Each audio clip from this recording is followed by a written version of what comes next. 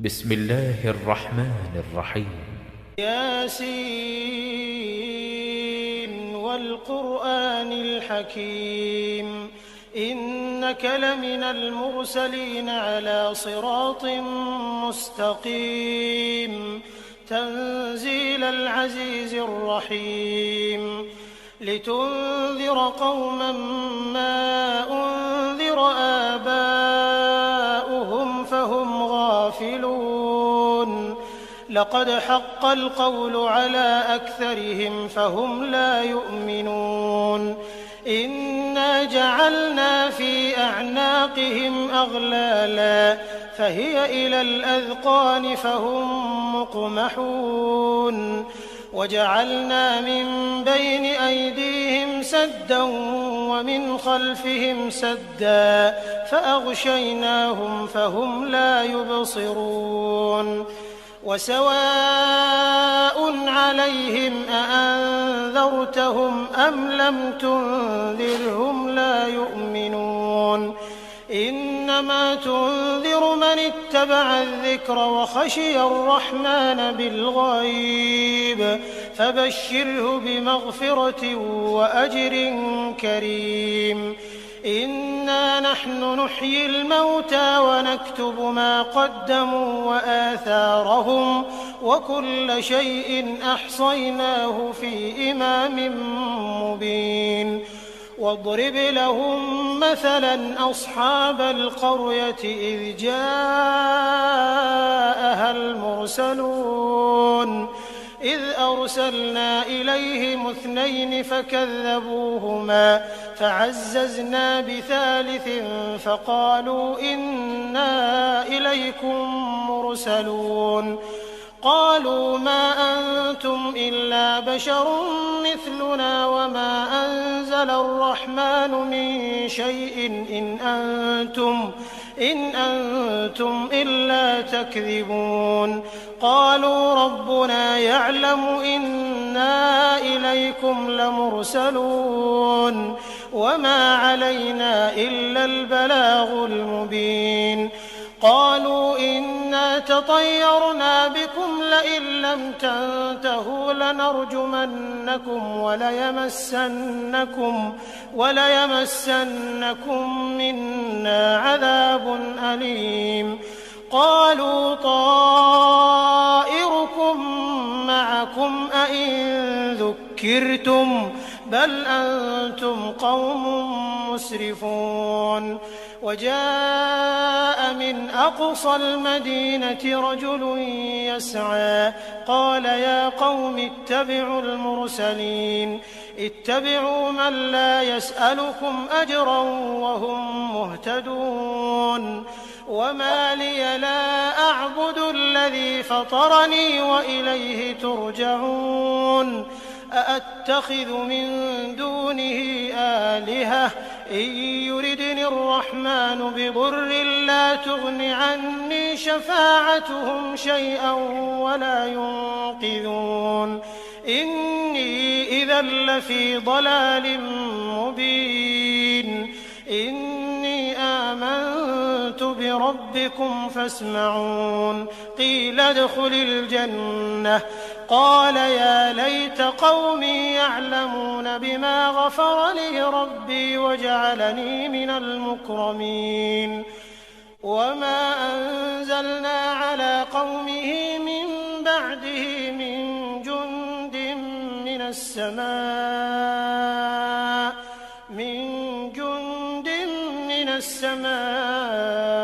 وما كنا منزلين إن كانت إلا صيحة واحدة فإذا هم خامدون يا حسرة على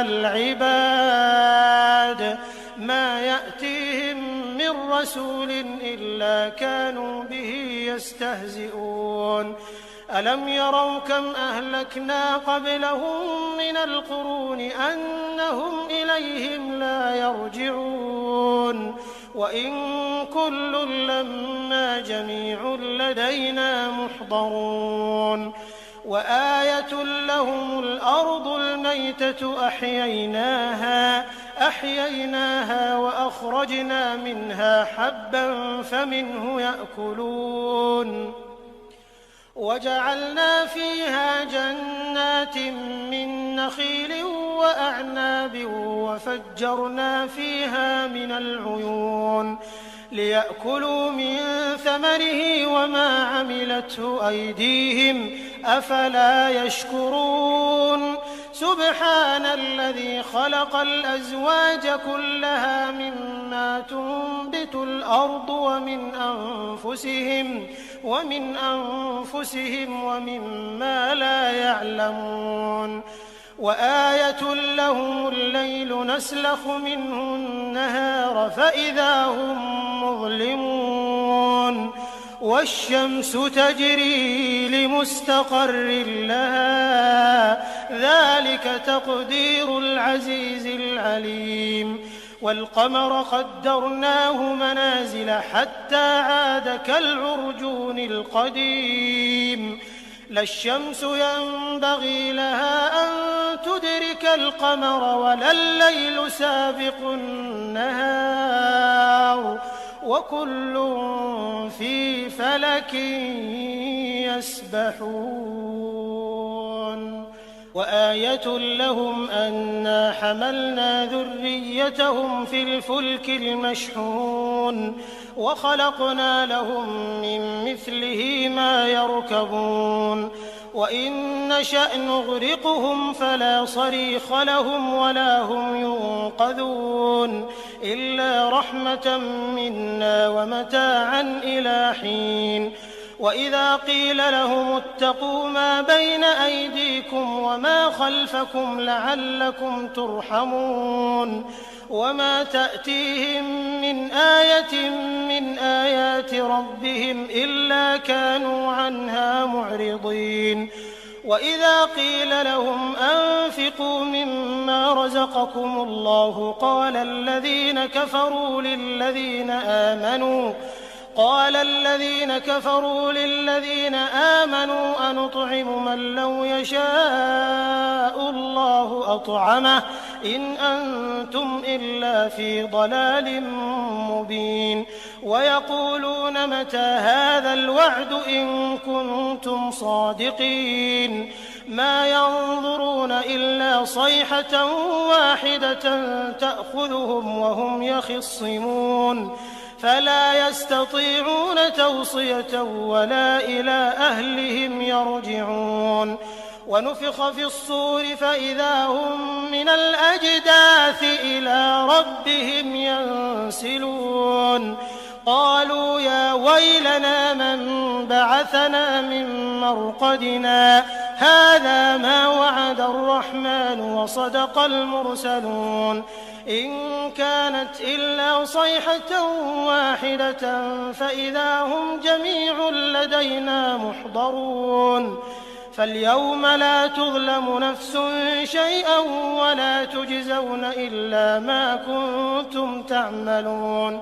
إن أصحاب الجنة اليوم في شغل فاكهون هم وأزواجهم في ظلال على الأرائك متكئون لهم فيها فاكهة ولهم ما يدعون سلام قولا من رب رحيم وامتازوا اليوم أيها المجرمون ألم أعهد إليكم يا بني آدم ألا تعبدوا الشيطان إنه لكم عدو مبين وأن اعبدوني هذا صراط مستقيم ولقد أضل منكم جبلا كثيرا أفلم تكونوا تعقلون هذه جهنم التي كنتم توعدون اصلوها اليوم بما كنتم تكفرون اليوم نختم على أفواههم وتكلمنا أيديهم وتشهد أرجلهم بما كانوا يكسبون ولو نشاء لطمسنا على أعينهم فاستبقوا الصراط فأنى يبصرون ولو نشاء لمسخناهم على مكانتهم فما استطاعوا مضيا ولا يرجعون ومن نعمره ننكسه في الخلق أفلا يعقلون وما علمناه الشعر وما ينبغي له إن هو إلا ذكر وقرآن مبين لينذر من كان حيا ويحق القول على الكافرين أولم يروا أنا خلقنا لهم مما عملت أيدينا أنعاما فهم لها مالكون وذللناها لهم فمنها ركوبهم ومنها يأكلون ولهم فيها منافع ومشارب أفلا يشكرون واتخذوا من دون الله آلهة لعلهم ينصرون لا يستطيعون نصرهم وهم لهم جند محضرون فلا يحزنك قولهم إنا نعلم ما يسرون وما يعلنون أولم ير الإنسان أنا خلقناه من نطفة فإذا هو خصيم مبين وضرب لنا مثلا ونسي خلقه قال من يحيي العظام وهي رميم قل يحييها الذي أنشأها أول مرة وهو بكل خلق عليم الذي جعل لكم من الشجر الأخضر نارا فإذا أنتم منه توقدون أوليس الذي خلق السماوات والأرض بقادر على أن يخلق مثلهم بلى وهو الخلاق العليم إنما أمره إذا أراد شيئا أن يقول له كن فيكون فسبحان الذي بيده ملكوت كل شيء وإليه ترجعون بسم الله الرحمن الرحيم الرحمن علم القرآن خلق الإنسان علمه البيان الشمس والقمر بحسبان والنجم والشجر يسجدان والسماء رفعها ووضع الميزان ألا تطغوا في الميزان وأقيموا الوزن بالقسط ولا تخسروا الميزان والأرض وضعها للأنام فيها فاكهة والنخل ذات الأكمام والحب ذو العصف والريحان فبأي آلاء ربكما تكذبان خلق الإنسان من صلصال كالفخار وخلق الجان من مارج من نار فبأي آلاء ربكما تكذبان رب المشرقين ورب المغربين فبأي آلاء ربكما تكذبان مرج البحرين يلتقيان بينهما برزخ لا يبغيان فبأي آلاء ربكما تكذبان يخرج منهما اللؤلؤ والمرجان فبأي آلاء ربكما تكذبان وله الجوار المنشآت في البحر كالأعلام فبأي آلاء ربكما تكذبان كل من عليها فان ويبقى وجه ربك ذو الجلال والإكرام فبأي آلاء ربكما تكذبان يسأله من في السماوات والأرض كل يوم هو في شأن فبأي آلاء ربكما تكذبان سنفرغ لكم أيها الثقلان فبأي آلاء ربكما تكذبان يا معشر الجن والإنس إن استطعتم أن تنفذوا من أقطار السماوات والأرض فانفذوا لا تنفذون إلا بسلطان فبأي آلاء ربكما تكذبان يرسل عليكما شواظ من نار ونحاس فلا تنتصران فبأي آلاء ربكما تكذبان فإذا انشقت السماء فكانت وردة كالدهان فبأي آلاء ربكما تكذبان فيومئذ لا يسأل عن ذنبه إنس ولا جان فبأي آلاء ربكما تكذبان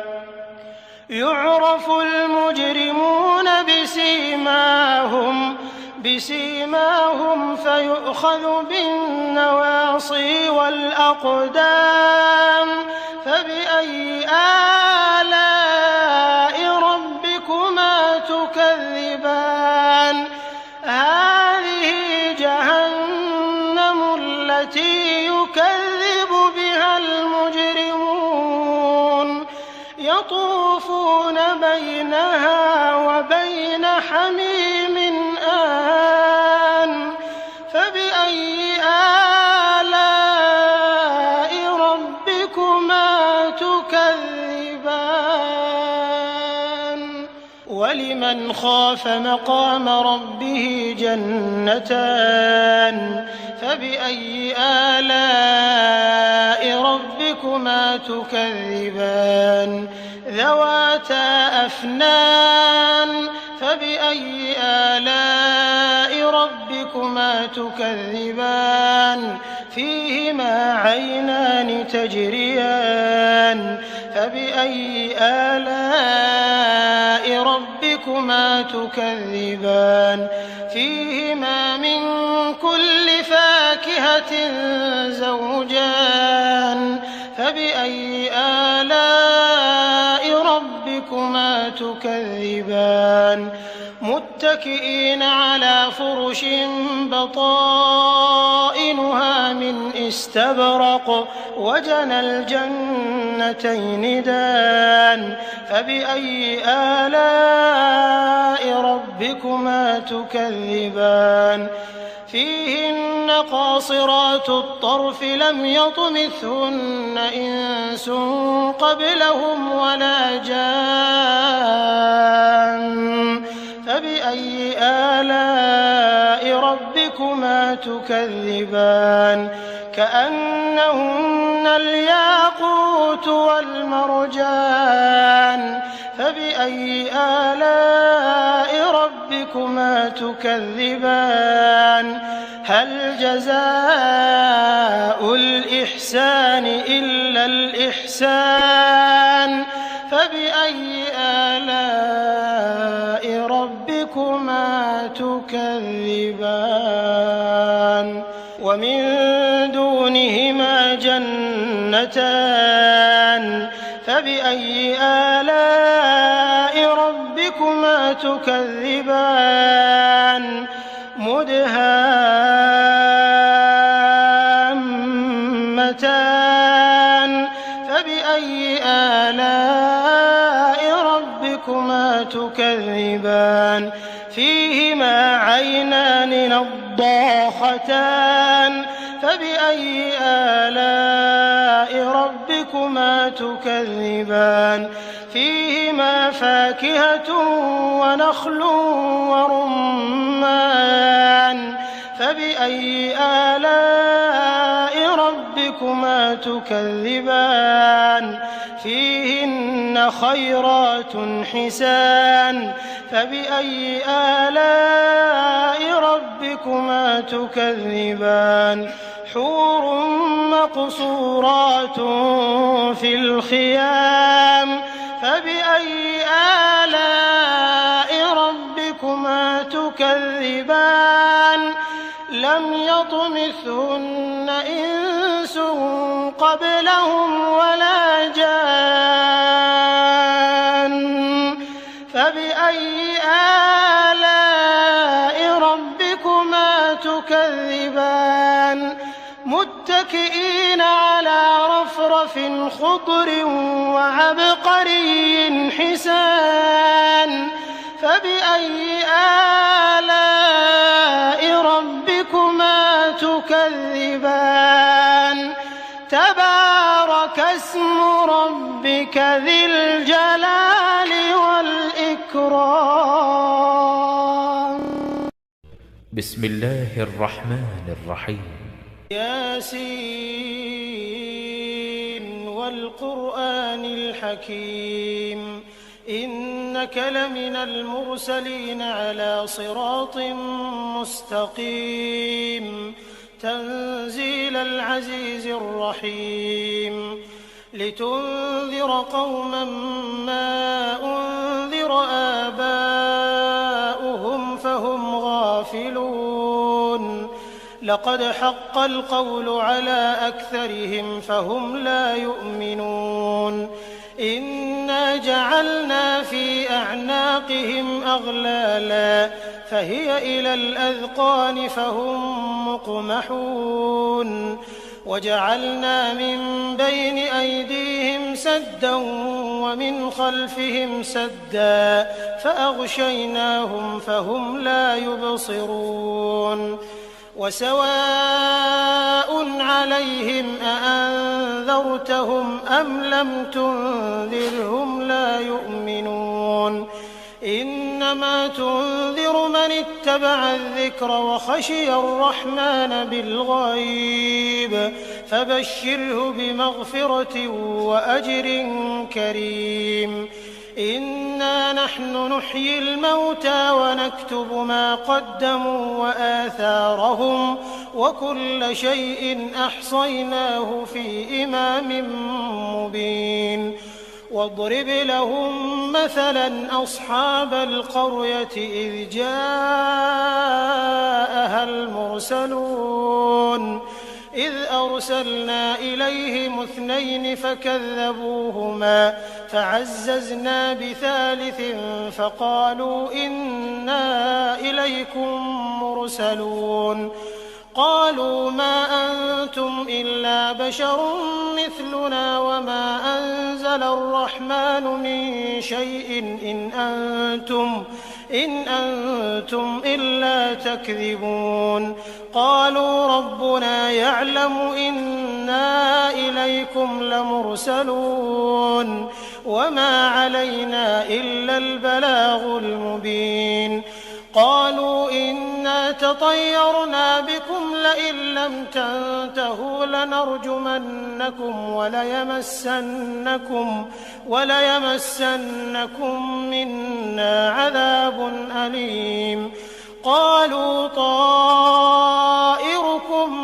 معكم أئن ذكرتم بل أنتم قوم مسرفون وجاء من أقصى المدينة رجل يسعى قال يا قوم اتبعوا المرسلين اتبعوا من لا يسألكم أجرا وهم مهتدون وما لي لا أعبد الذي فطرني وإليه ترجعون أأتخذ من دونه آلهة إن يردني الرحمن بضر لا تغن عني شفاعتهم شيئا ولا ينقذون إني إذا لفي ضلال مبين إني آمنت بربكم فاسمعون قيل ادخل الجنة قال يا ليت قومي يعلمون بما غفر لي ربي وجعلني من المكرمين وما أنزلنا على قومه من بعده من جند من السماء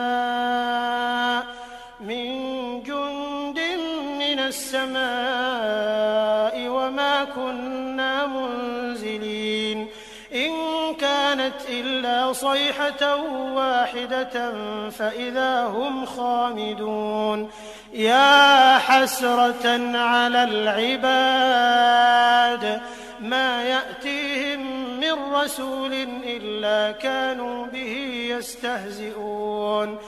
ألم يروا كم أهلكنا قبلهم من القرون أنهم إليهم لا يرجعون وإن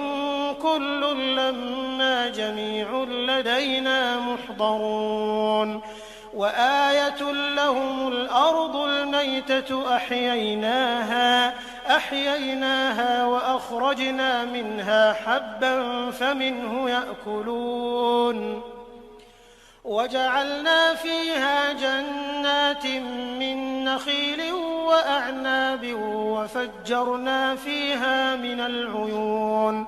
ليأكلوا من ثمره وما عملته أيديهم أفلا يشكرون سبحان الذي خلق الأزواج كلها مما تنبت الأرض ومن أنفسهم ومما لا يعلمون وآية لهم الليل نسلخ منه النهار فإذا هم مظلمون والشمس تجري لمستقر لها ذلك تقدير العزيز العليم والقمر قدرناه منازل حتى عاد كالعرجون القديم لا الشمس ينبغي لها أن تدرك القمر ولا الليل سابق النهار وكل في فلك يسبحون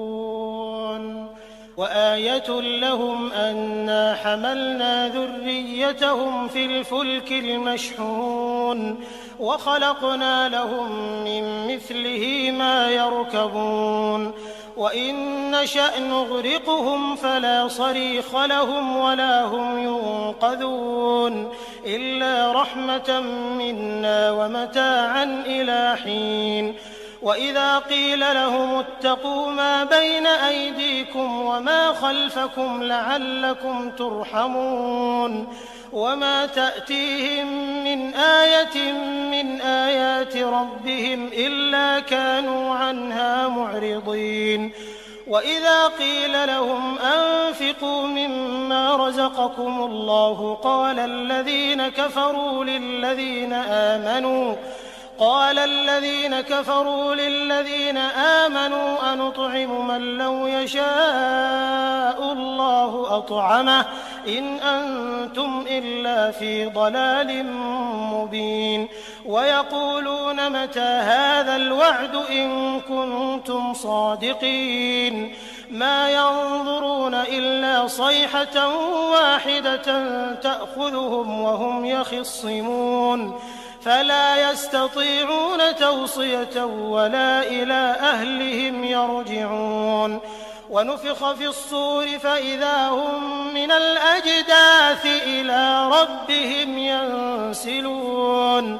قالوا يا ويلنا من بعثنا من مرقدنا هذا ما وعد الرحمن وصدق المرسلون إن كانت إلا صيحة واحدة فإذا هم جميع لدينا محضرون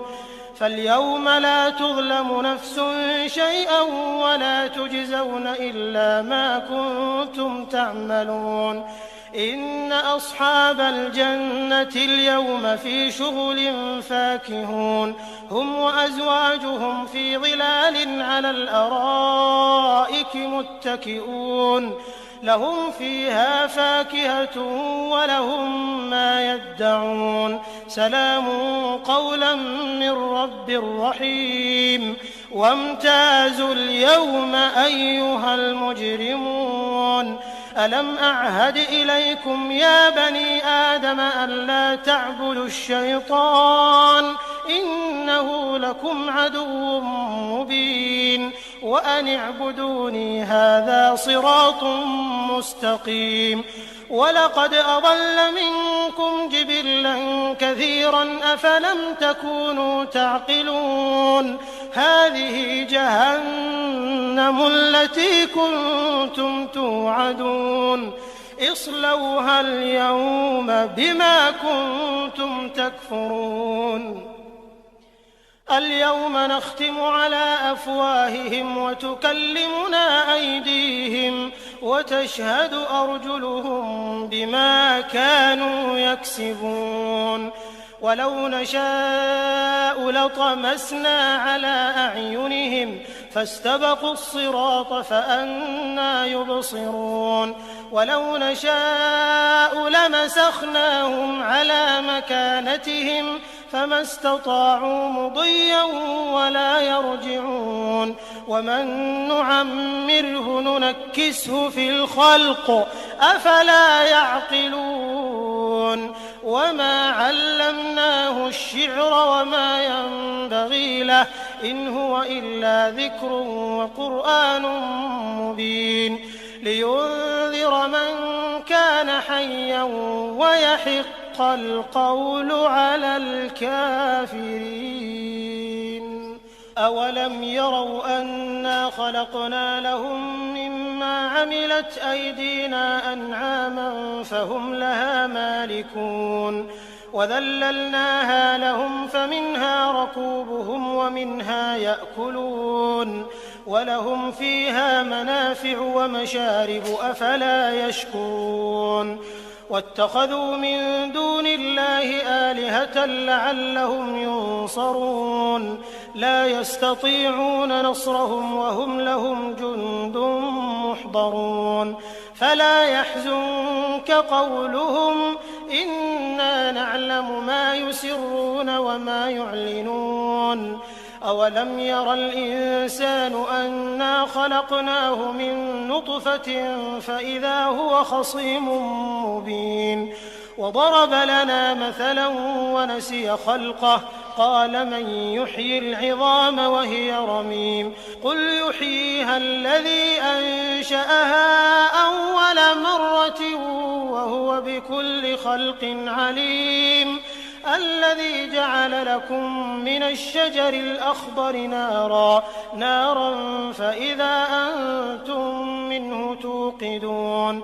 أوليس الذي خلق السماوات والأرض بقادر على أن يخلق مثلهم بلى وهو الخلاق العليم إنما أمره إذا أراد شيئا أن يقول له كن فيكون فسبحان الذي بيده ملكوت كل شيء وإليه ترجعون بسم الله الرحمن الرحيم الرحمن علم القرآن خلق الإنسان علمه البيان الشمس والقمر بحسبان والنجم والشجر يسجدان والسماء رفعها ووضع الميزان ألا تطغوا في الميزان وأقيموا الوزن بالقسط ولا تخسروا الميزان والأرض وضعها للأنام فيها فاكهة والنخل ذات الأكمام والحب ذو العصف والريحان فبأي آلاء ربكما تكذبان خلق الإنسان من صلصال كالفخار وخلق الجان من مارج من نار فبأي آلاء ربكما تكذبان رب المشرقين ورب المغربين فبأي آلاء ربكما تكذبان مرج البحرين يلتقيان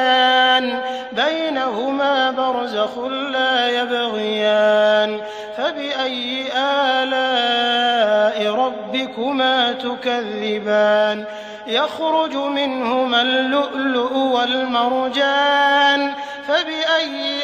آلاء ربكما تكذبان وله الجوار المنشآت في البحر كالأعلام فبأي آلاء ربكما تكذبان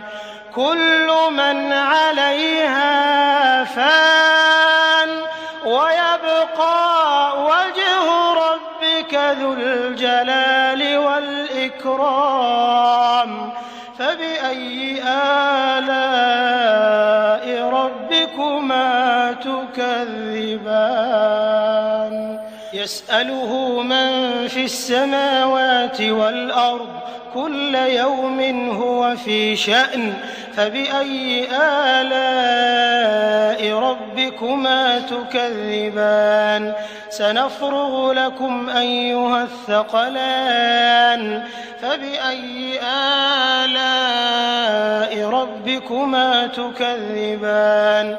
يا معشر الجن والإنس إن استطعتم أن تنفذوا من أقطار السماوات والأرض فانفذوا لا تنفذون إلا بسلطان فبأي آلاء ربكما تكذبان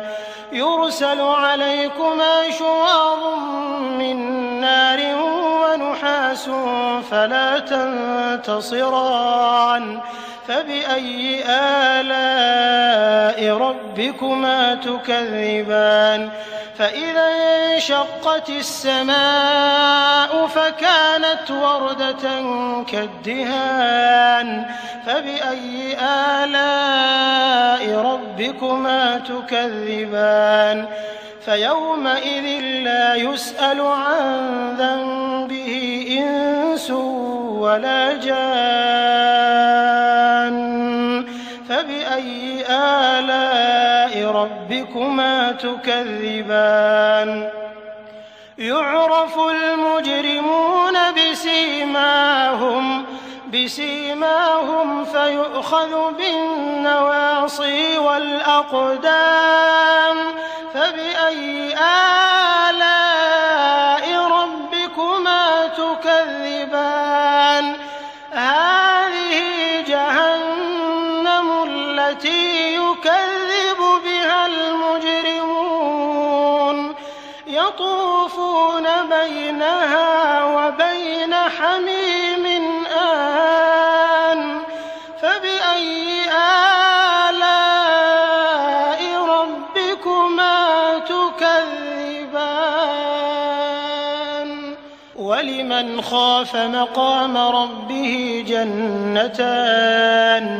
فبأي آلاء ربكما تكذبان ذواتا أفنان فبأي آلاء ربكما تكذبان فيهما عينان تجريان فبأي آلاء ربكما تكذبان فيهما من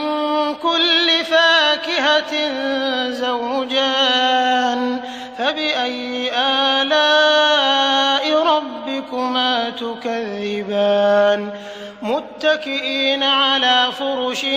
بطائنها من استبرق وجنى الجنتين دان فبأي آلاء ربكما تكذبان فيهن قاصرات الطرف لم يطمثهن إنس قبلهم ولا جان فبأي آلاء ربكما تكذبان كأنهن الياقوت والمرجان فبأي آلاء ربكما تكذبان هل جزاء الإحسان إلا الإحسان فبأي آلاء ربكما تكذبان ومن دونهما جنتان فبأي آلاء ربكما تكذبان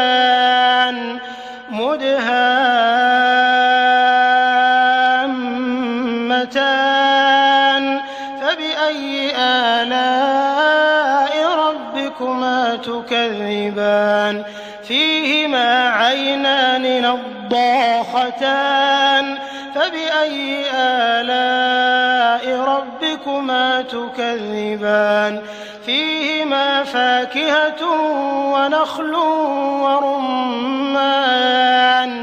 فبأي آلاء ربكما تكذبان فيهن خيرات حسان فبأي آلاء ربكما تكذبان حور مقصورات